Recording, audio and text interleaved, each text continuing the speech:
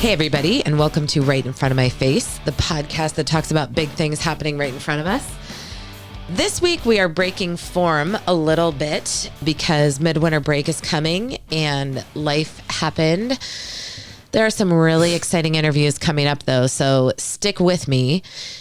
But this episode is particularly special to me because I am bringing you, in my opinion, one of our most fun guests this time around. This person is literally right in front of my face every day, all day. Sometimes yelling, sometimes screaming, sometimes snuggly. We have my son Luke in the studio today. Luke, say hi. Hi. So Luke is going to talk to us a little bit today about what it's like to be an 8-year-old, because I think that's something we don't talk about very often. And Luke's got a pretty interesting perspective on things. So Luke, tell everybody how old you are. I'm 8 years old. And what grade are you in? I am in second grade. And tell me about what a day at school is like for you. I like it. It's pretty fun. Well, that's a good thing. What happens the first thing you get to school? What do you do? We take out our homework notebooks and we write our homework in that. Okay. And then you just go through your day. What are your favorite parts of your day? I like recess, lunch, and Any subjects that you like? I like science. You've always liked science. Always. What do you like about science? Our science teacher is pretty nice. Well, that's important in a and teacher. fun. Yeah. Do you get to do fun experiments? Yes. I missed one of the funnest ones because I was getting my braces on. Oh, well, that's kind of a bummer. Yeah. But I want to hear about recess. It seems like the recess is a little bit of a jungle. What is recess like? It's crazy. For 20 minutes at snack and 30 minutes at lunch. What happens at recess? Like, what's the first thing you do when you get outside? Run. You just run around like crazy? Yeah. Seems like all the kids are playing different games. What are like the main games kids play at recess? Jump rope, watermelon, and helicopter, which are all jump rope. Yeah, what about Involved. sharks and minnows? They don't really play that much anymore. Oh, we're over sharks and minnows? Yeah. Huh. That's Well, kind of. Is that good or For bad? first graders. For me, it's good. How come? Because I don't really play sharks and minnows. Yeah, so do you feel like you have more people to play with at recess now that you're not playing sharks and minnows so Yes. much? Does anything happen when you play sharks and minnows? Like, does anybody make fun of you? Or is that a thing that happens on the playground? Do people make fun of each other? No, and Mom, I've never played sharks and minnows. No, I was At just recess. wondering if anybody says anything to you about that. Like, do you feel pressure to play sharks and minnows, or is it? No, not really. Oh, that's good. So people are pretty accepting of whatever anybody else wants to do. And I do not like video games. That is shocking information. Why don't you like video games? They're just not my favorite. Like, I like active ones, like ARMS and Just Dance, but I don't really like... Oh, and I also like Minecraft, but I don't really like the ones that, like Fortnite. I don't really like that Yeah. type. Is it just because we don't play them at home, really? And so you don't Yeah. know how to play them? Yeah, I don't really know how to play them. Do you think it would be different if you did know how to play them? Yes. So how do you feel at school? Do you feel like there's a lot of pressure to do really well at school, or do you think it's pretty chill? I think it's chill. So what do you like to do outside of school? Because you rock school pretty hard. You like it? Mm-hmm. What do you like to do outside of school? I like to do parkour. That's pretty awesome. Can you explain what parkour is to anybody that doesn't know? It's like gymnastics, except not indoor, and you can't use your knees. Oh, yeah. There are no knees in parkour, huh? Yeah. Yeah. So what else do you like? What else do you do outside school? Rock climbing, Well, that's pretty awesome, too. gymnastics, Love it. So you're not a magic ball class. magic class. That's Yeah, pretty. that one's really fun. Yeah, that's pretty fun. So you're not a guy that loves ball sports. No. What about ball sports do you not love? Some of the coaches are kind of mean. Like at parkour, when I was indoor, there's this coach that was kind of mean for the basketball team. When you were like at parkour practice, there was a coach you were watching that was kind of mean. Yes. Yeah, and you didn't like that. Yeah. What about basketball last year? You played last year and you didn't want to play again. How come? It was just hard, and you know that girl kept switching wristbands and tried to trip me. There was one very unruly girl last year. Yes, that is true. So do you feel that there's pressure to play ball sports like that? Yes. Yeah? How do you deal with that pressure? I don't do it. Are you okay? Like, do you feel confident not playing and doing like your own thing? Yeah. There's one other thing that you haven't mentioned that I know that you love outside school. It's every Wednesday night. Sandpoint? No, every Wednesday night. What do you do with your dad? Oh, Cub Scouts. Cub Scouts. Talk It's to me not. about. It's every other Wednesday. It is every single Wednesday. Oh yeah, because we have done meetings. Yeah. So tell me what you love about the Boy Scouts. We go on 4 camping trips a year. Yeah. Mm-hmm. And you like the kids in your den? Yes. Tell me about the trip that you just came from this weekend. Oh, we did snow camping. Elsie, snow camping doesn't sound like it would be fun. What's fun about snow camping?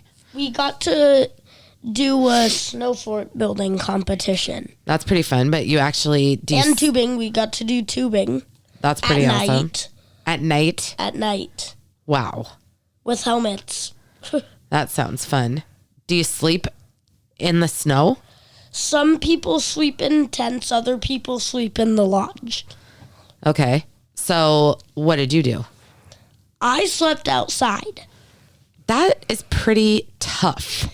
And also, in the tent, we only had room for 3 sleeping mats, but 4 people were in the tent. Who shared a sleeping mat? Me and Dad. Oh, that's nice. Is that how you stayed warm? Yeah. You just cuddled up. Yeah. All right. So you feel confident not playing ball sports. That's not your thing. That's not my thing. Talk to me a little bit about your love of music. I want to be a DJ when I grow up, so I try to find good music, and I have my own playlist that's literally called DJ Luke. What inspired you to want to become a DJ? I saw the person at Sandpoint when we were in kindergarten. Oh, the DJ at the Mother Son? Yes. Okay. And that's what inspired you? Yes. What did you think was cool about that? Like that he had the turntable and he actually used it, and he had an app that literally listed every song in existence. Wow. I'm pretty sure. Probably a lot of them. Probably a lot of ones that would get up and dance. Yeah. So you want to be a DJ when you grow up. What do you think you have to do to be a DJ? Definitely go to college. Probably going to college would help, Yeah. for sure. Mm-hmm. It would help to learn something about music. Yeah. What about special effects? You seem into special effects. Yes, definitely. Yeah? Mm-hmm. And then you like theater too, yeah? Yeah. You could see yourself doing that someday? Yeah, like the special effects for theater, yeah. What's your favorite performance you've ever seen? That's really hard. I know. Wicked. Oh, Wicked was so good, wasn't it? Yeah. I love So that was one. Aladdin. I think Aladdin and Wicked are my 2 favorite. Yeah, those are really good ones. Those are very inspiring from a special effects perspective also. Yeah. Yeah. Yes.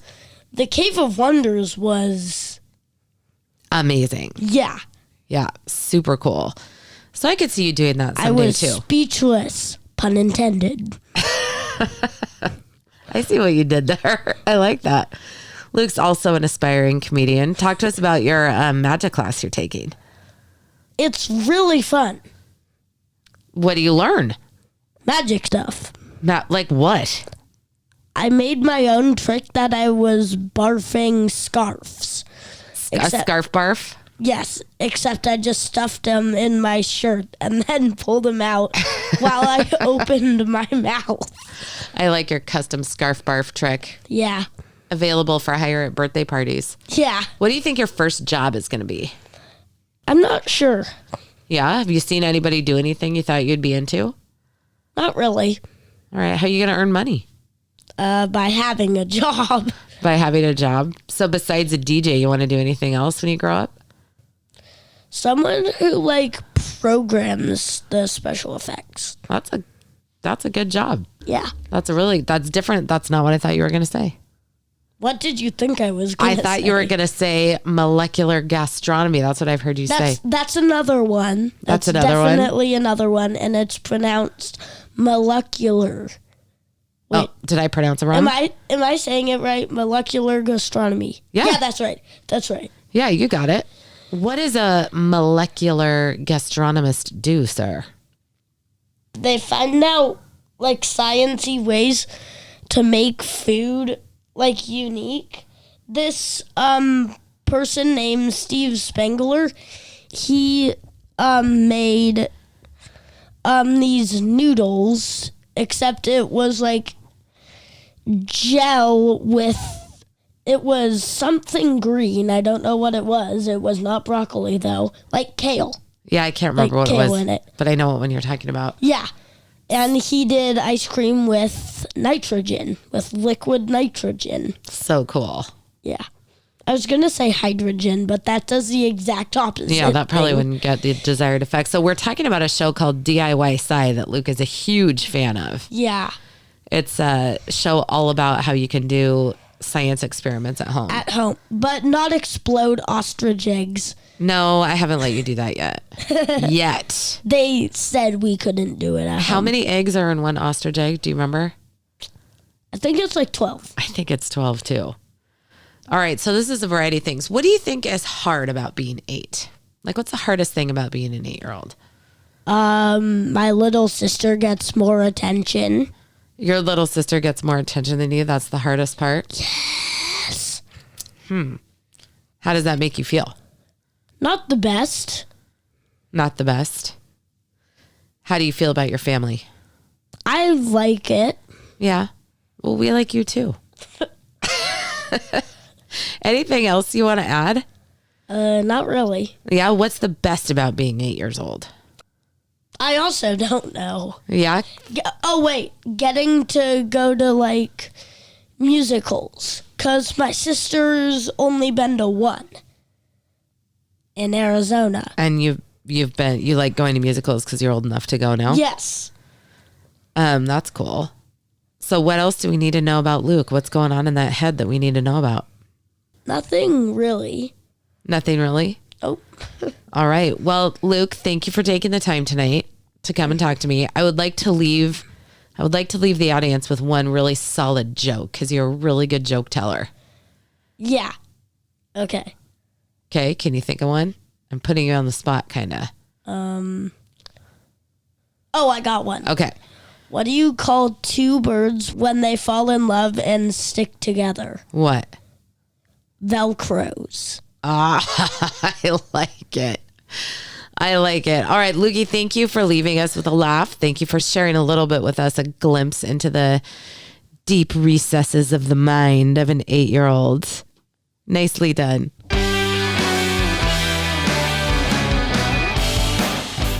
I learned something today. I had no idea Luke wanted to be a molecular gastronomist, so that was a new one for me also. Thank you so much for listening and sticking with me in this little break of format. It was pretty fun. We should be back on schedule the next couple weeks. I have some really exciting things brewing that I'm very excited to share with you, so stick with me.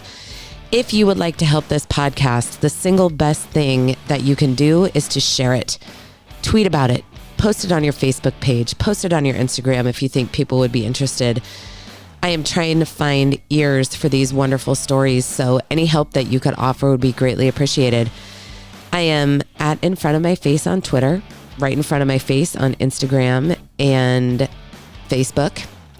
And my email address is infrontofmyface@gmail.com. Please don't hesitate to reach out. In the meantime, I hope everybody goes into March strong and, as always, takes a couple of extra minutes to ask some deeper questions to the people around you, because you truly will be surprised when you see what's right in front of your face.